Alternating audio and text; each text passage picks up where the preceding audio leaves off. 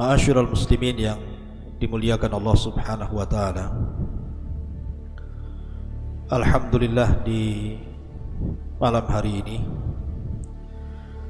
Allah Subhanahu wa taala masih berikan nikmat kepada kita sehingga kita masih bertalabul ilmi walaupun lewat media Jabal Uhud. Dan pembahasan di malam hari ini kita akan membahas bagaimana kondisi saat wafatnya iblis laknatullah alaihi. Ma'asyiral muslimin yang dimuliakan Allah Subhanahu wa taala, kita tahu bahwa iblis adalah musuh kita semuanya. Sejak Adam diciptakan, kemudian Allah Subhanahu wa taala merintahkan iblis untuk sujud kepada Adam, dan iblis pun menolak. Sehingga Allah Subhanahu wa taala katakan, "Ma mana'aka an tasjuda lima khalaqtu biyadi." Apa yang mencegahmu wahai iblis untuk sujud kepada makhluk yang aku ciptakan dengan tanganku? Maka iblis kemudian mengatakan, "Ana khairu minhu, khalaqtani min nar wa khalaqtahu min tin." Karena aku lebih baik, aku diciptakan dari api sementara kau ciptakan dia dari tanah. Sejak itulah maka permusuhan iblis dengan Adam dan anak cucunya akan terus berlangsung sampai hari ini, bahkan sampai kiamat dibangkitkan. Bahkan diriwayatkan oleh Abdullah ibn Ahmad di dalam Zawaid Az-Zuhdi dari Salam ibn Miskin, dia mengatakan, Su'ila al-Hasan, maksudnya Hasan al-Basri rahimahullahu ta'ala, "Ya Aba Sa'id, hal yanamu iblis?" Wahai Aba Sa'id, maksudnya di sini kunyah Hasan al-Basri rahimahullahu ta'ala, pemimpin para tabi'in, apakah iblis itu tidur sama dengan kita manusia? Maka Hasan al-Basri mengatakan, "Lau nama lawajadna lidzalika roha." Sekiranya iblis itu tidur, tentu kita akan beristirahat walaupun sejenak.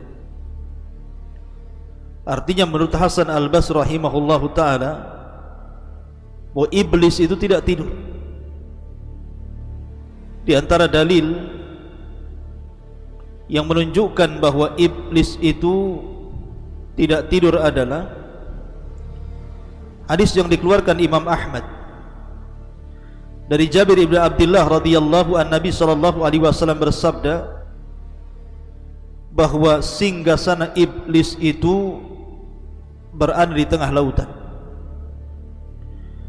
dan iblis setiap hari, bahkan setiap waktu, mengutus sarayahu, tentara-tentaranya, yaftatinuna nas, mereka berusaha memfitnah manusia, fa'adhamuhum indahu manzilatan a'dhamuhum fitnatan linnas, dan pasukan yang dianggap mulia di mata iblis adalah yang paling besar fitnahnya bagi manusia. Maka setiap waktu iblis memanggil tentaranya dan mengatakan, "Apa yang sudah kau lakukan kepada manusia?" Maka pasukannya mengatakan, "Fa'altu kadza wa kadza," aku sudah melakukan ini dan itu. Aku sudah menggoda si fulan sehingga meninggalkan salat. Aku sudah menggoda si fulan sehingga meninggalkan puasa Ramadan. Aku sudah menggoda si fulan sehingga dia tidak haji, dan begitu seterusnya. Tiba-tiba iblis mengatakan, "Ma sana'ta syai'an," kau belum melakukan apapun. Tiba-tiba kemudian datang satu tentaranya dan mengatakan, "Qad farraqtu baina ar-rajuli wa baina imratihi, aku sudah membuat antara suami istri bercerai-berai. Maka tiba-tiba iblis kemudian berdiri mengambil hadiah berupa piala di kepala, kemudian dia pun mendekati orang itu dan meletakkan piala di atas kepalanya dan mengatakan, ni'ma anta, sebaik-baik pasukan yang kukirim adalah dirimu. Artinya bahwa iblis tidak tidur, terus saja dia mengutus pasukan. Makanya menurut pendapat Hasan Al-Basri, lau nama lawajadna lidzalika raha, kalau seandainya iblis itu tidur, tentu kami akan mendapatkan istirahat walaupun sesaat. Walaupun pendapat ini ada yang membantah, karena tidak tidur dan tidak mengantuk itu adalah sifat Allah Azza wa Jalla. La ta'khudhuhu sinatun wala naum. Tetapi ini masalah khilaf di antara para ulama, wallahu a'lam. Tapi yang jelas bahwa iblis sebisa mungkin dengan berbagai macam cara, metode, dengan mengerahkan seluruh pasukannya menggoda kita anak Adam supaya menjadi pengikutnya dan sama-sama masuk ke dalam jahannam, na'udzubillah. Ma'asyiral muslimin yang dimuliakan Allah Subhanahu wa ta'ala. Tetapi bedanya iblis dengan kita, kalau iblis itu diberikan oleh Allah Subhanahu wa ta'ala tangguhan usia karena dia sendiri yang meminta kepada Allah Azza wa Jalla, fa'angdirni ila yaumi yub'atsun, tangguhkan diriku sampai pada hari dibangkitkan manusia, dibangkitkan kiamat ini kepada manusia. Maka Allah Subhanahu wa ta'ala mengatakan, innaka minal mundharin, kalau begitu engkau termasuk orang-orang yang ditangguhkan.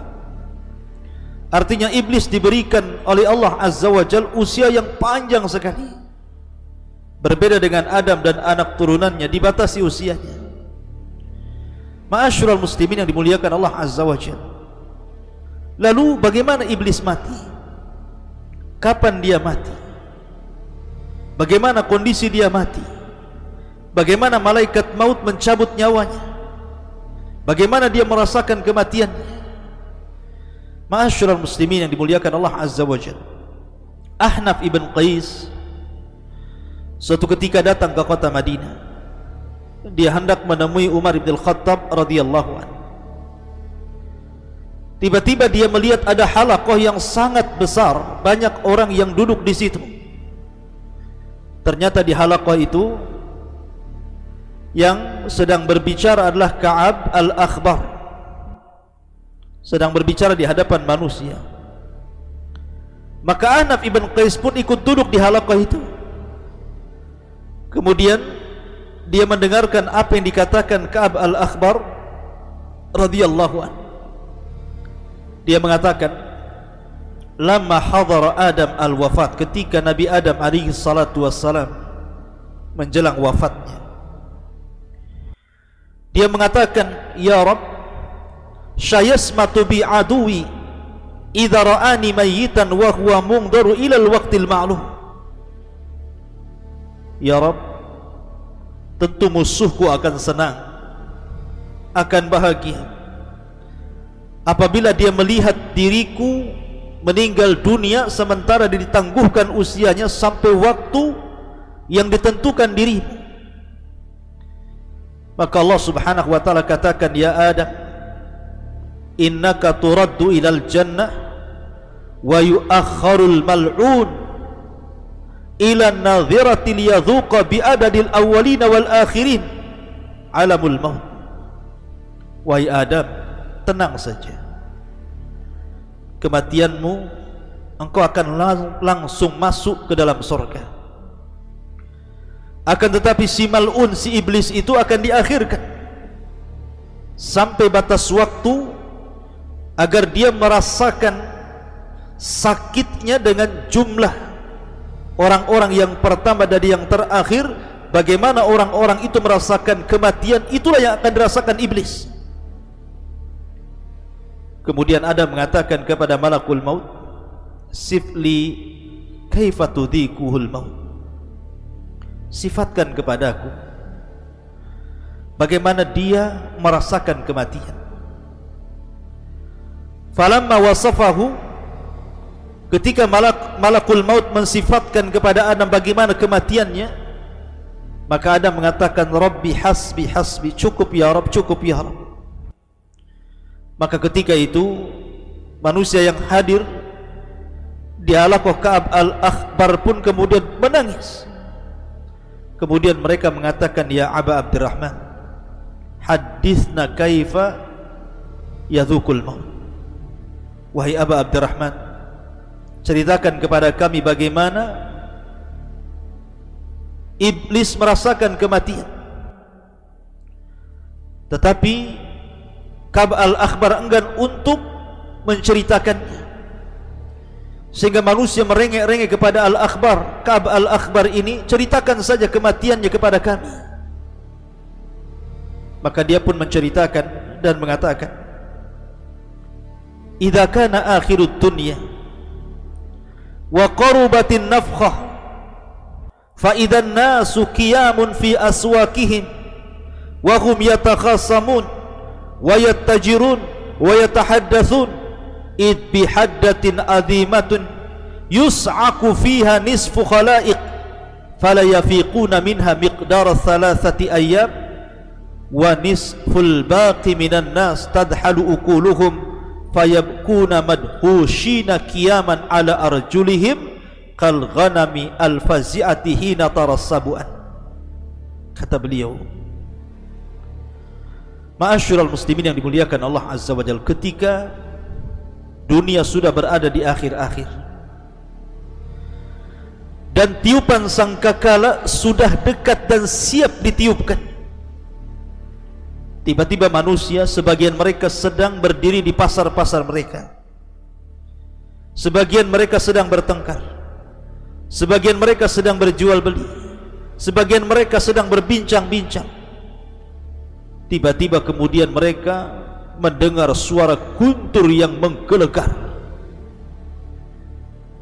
Maka separuh dari makhluk pun pingsan, dan mereka tidak sadar kecuali setelah 3 hari. Dan sebagian manusia yang tidak pingsan, mereka bingung, mereka linglung, mereka berjalan ke sana kemari tidak jelas tujuan. Mereka ketakutan seperti kambing yang sangat ketakutan ketika melihat binatang buas. Lah ketika manusia sedang seperti ini, maka tiba-tiba mereka mendengar suara guntur di antara langit dan bumi, dan tidak ada satupun di permukaan bumi yang hidup kecuali Allah wafatkan. Maka ketika dunia sudah tidak ada lagi, fatafna dunya wala yabqa adamiyun wala jinniyun wala syaitanun wala wahsyun wala dabatun. Ketika dunia sudah hancur, tidak ada yang hidup, apakah Bani Adam, apakah kalangan jin dan syaitan, apakah kalangan binatang-binatang baik buas ataupun binatang-binatang jinak, semua sudah mati. Maka tiba-tiba iblis, dia masih hidup, karena dia tidak dicabut nyawanya kecuali sampai waktu yang ditentukan Allah Subhanahu wa ta'ala. Apa yang terjadi dengan iblis? Maka Allah Subhanahu wa ta'ala berfirman kepada malakul maut dan mengatakan, wa inni khalaqtu laka bi'adadil awwalina wal akhirina a'wana wa ja'altu fika quwwata ahlis samawati wal ardi wa inni ulbisuka al-yawma athwatal ghadabi was sakhati kulliha fa anzil bi sakhati wa ghadabi ila mal'uni iblis fa adhiqul mauta wahmil alaihi minal mauti mararatal awwalina wal akhirina minal jinni wal insi adhafan mudha'afa. Maka Allah katakan kepada malaikat maut, aku sudah ciptakan dirimu sebanyak orang yang pertama kali diciptakan dan yang terakhir diwafatkan sebagai pembantu-pembantumu, dan aku jadikan dirimu kekuatan yang melebihi kekuatan penduduk langit dan bumi. Dan aku telah pakaikan kepadamu hari ini pakaian kemurkaan dan kemarahan. Maka turunlah dengan kemurkaanku, kemarahanku, temui si mal'un iblis itu, biar dia merasakan bagaimana sakitnya kematian. Angkatlah kepadanya, bawalah kepadanya kematian yang sangat menyakitkan, seperti sakitnya orang-orang yang pertama-tama dan orang-orang yang terakhir dari kalangan jin dan juga manusia saat kematian. Lipatkan rasa sakitnya kepadanya. Ma'asyiral muslimin yang dimuliakan Allah Subhanahu wa taala. Kemudian Allah Subhanahu wa taala memerintahkan malaikat maut untuk membawa malaikat Zabaniyah dan membawa rantai dari rantai-rantai neraka lazah. Kemudian wa anzi ruahul muntina bi sab'ina alfa kilabatin min kalalibil lazah, agar ruhnya dicabut dengan kalalib, besi-besi bengkok sebanyak 70.000 besi bengkok dari neraka lazah. Kemudian Allah Subhanahu wa taala memerintahkan agar Malik membuka pintu-pintu neraka. Maka malaikat maut pun kemudian menemui iblis dalam bentuk aslinya di antara langit dan bumi, yang kalau seandainya penduduk bumi semuanya melihat bagaimana ngerinya malakul maut, tentu mereka akan meleleh saking takutnya melihat malakul maut. Maka ketika kemudian malakul maut mendatangi iblis, kemudian membentak iblis dan mengatakan, kif ya khabis, berhenti wahai khabis, mau kemana kau pergi? Maka kemudian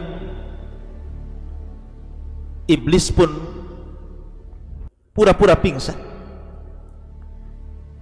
Kemudian dibentak lagi oleh malakul maut dan mengatakan, kif ya khabis, kif ya khabis, berhenti wahai khabis, sesungguhnya aku akan mencabut nyawamu dan kau akan merasakan pedihnya kematian.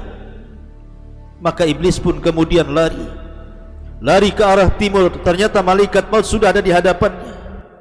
Lari ke dalam lautan, kemudian menyelam, ternyata di situ pun sudah ada malakul maut. Kemudian lari ke arah mana, di situ sudah ada malakul maut.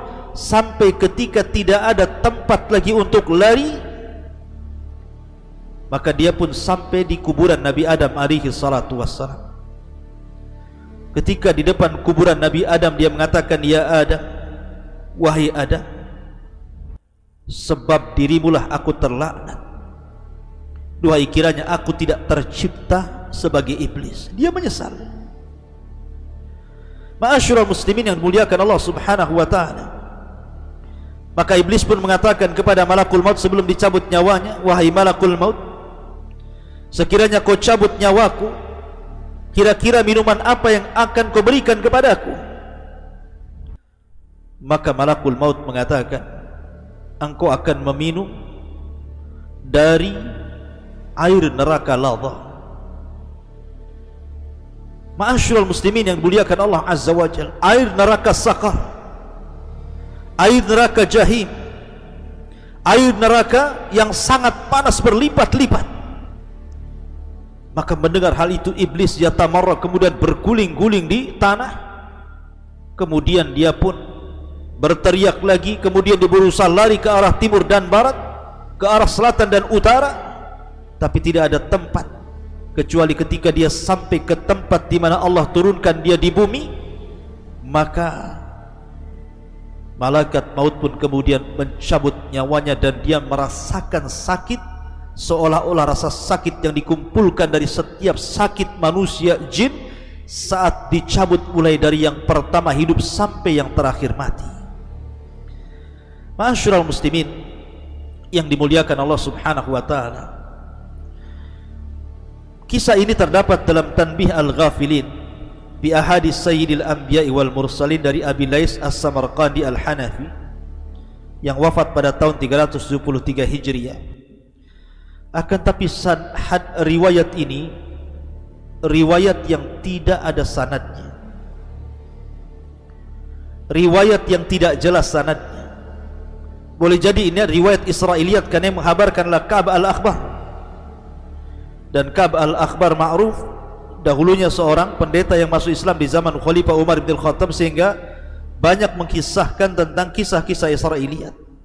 Artinya tidak bisa dijadikan hujah tentang kisah ini, karena para ulama ketika mentafsirkan hadis, mentafsirkan Al-Quran ila yaumil waqtil ma'lum, bahwa iblis itu akan diwafatkan sampai waktu yang ditentukan. Sebagian mereka mengatakan bahwa hari itu adalah hari kebangkitan pada tiupan yang kedua, iblis baru diwafatkan. Ada juga yang mengatakan bahwa yang dimaksud ila yaumil waqtil ma'lum adalah pada tiupan yang pertama, dan ini yang sahih. Dan Allah Subhanahu wa taala serta Nabi sallallahu alaihi wasallam tidak menceritakan bagaimana wafatnya. Sebagaimana dijelaskan banyak ahli tafsir, di antaranya pendapat jumhurul ulama ketika mentafsirkan ila yaumil waqtil ma'lum ai ila nafkhatil ula, sampai kepada tiupan sangkakala yang pertama ketika manusia dibinasakan, jin dibinasakan, malaikat juga dibinasakan, maka iblis juga dibinasakan. Lalu bagaimana wafatnya? Wallahu a'lam. Apakah seperti yang saya kisahkan tadi? Maka saya katakan kisah yang tadi saya ceritakan itu adalah kisah Israiliyat yang tidak bersanad. Maka kita katakan wallahu a'lam. Bagaimana wafatnya wallahu a'lam. Yang jelas Allah Subhanahu wa ta'ala lebih paham dan lebih tahu bagaimana dia mencabut nyawa iblis laknatullah alaihi. Wallahu a'lam bishawab. Subhanakallah bihamdika asyhadu an la ilaha illa anta astaghfiruka wa atubu ilaik. Allahu ta'ala. Assalamualaikum warahmatullahi wabarakatuh.